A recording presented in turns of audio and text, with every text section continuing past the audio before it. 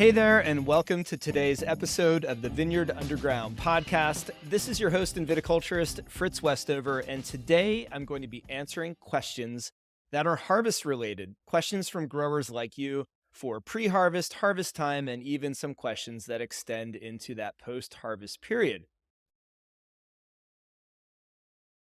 All right, let's get to our harvest related questions from the growers in the field. And our first question is from Sam in Oklahoma, and he is asking, when can I turn off the irrigation before harvest to concentrate the sugars?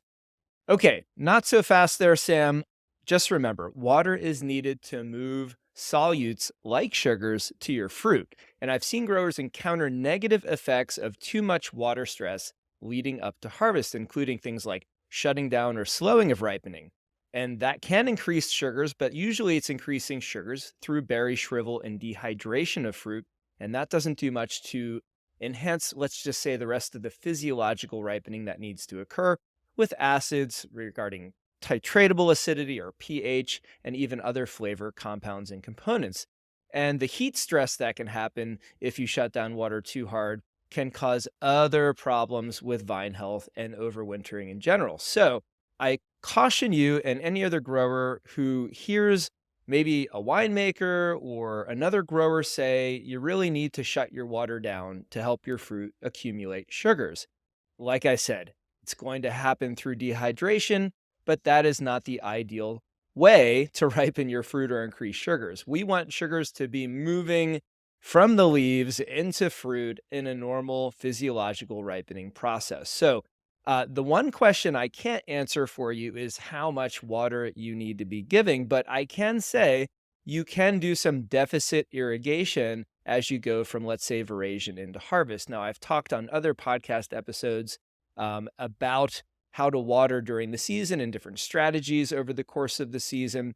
But I want to mention here that as you lead into ripening, let's say from that veraison, color change, berry softening period into when the berries are ripe, if you overstress the vines in that period, like I said, it can result in heat stress, it can result in shutting down of the vine growth, and it could result in berry shrivel. So what we want to do is provide enough water to avoid all of those negative outcomes, but not so much that we're causing excessive new vine growth, pushing lateral growth, or possibly even diluting the fruit by adding too much water. And we've seen this happen in areas where we have rainfall, heavy rainfall, over an inch or two of rain as we're getting close to harvest. So that being said, and without being too vague in my answer here, I just want to make sure that no one out there believes this myth that shutting off water needs to happen, 3 or 4 weeks before berries are harvested. I think every grower needs to assess both their temperatures, their climate, humidity, and also how much moisture is in the soil. Now, if you're fortunate enough to have soil moisture sensors in the ground, that is a great way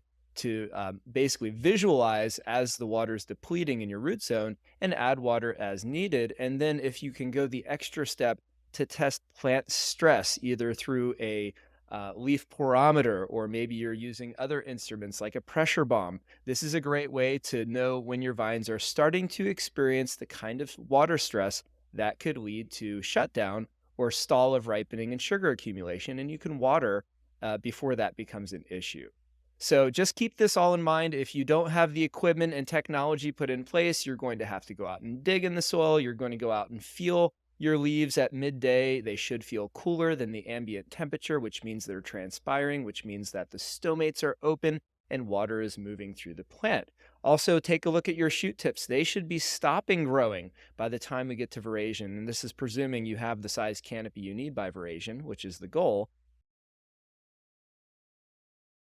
Okay, question is from Nick in North Carolina, and he is asking, what are some products I can use to control my late season downy mildew infections? So, okay, if you are growing grapes in a region where downy mildew is an issue, there are definitely a lot of products. You asked specifically for products, so we'll try not to get too far into the weeds on products here, but I want to talk more about strategies and then mention a few products that come into mind with these strategies. Now, if you're growing grapes in an arid climate, maybe powdery mildew, maybe some bunch rot in the late part of the season is all you have to deal with. But in areas where it rains, we're talking North Carolina, eastern United States, maybe other areas of the world that experience rain during the season. That could be Italy, that could be France, that could be somewhere in South America. The rainfall that comes and causes downy mildew infections late in the season usually is going to cause those infections on more recently matured leaf area or very young immature leaf area. So my hope, Nick, is that you got your grapes themselves all the way through to veraison without any infection, because once your grapes get to veraison, if they are clean and have not had any downy mildew infection, it is highly unlikely that the berries will be infected by downy mildew at that point. So good for you if you've done that. But late season, we oftentimes get a lot of lateral growth, especially if you're hedging the tops of your vertical shoot position canopy, or even a high wire system if you're hedging shoots close to the ground as they trail towards the ground.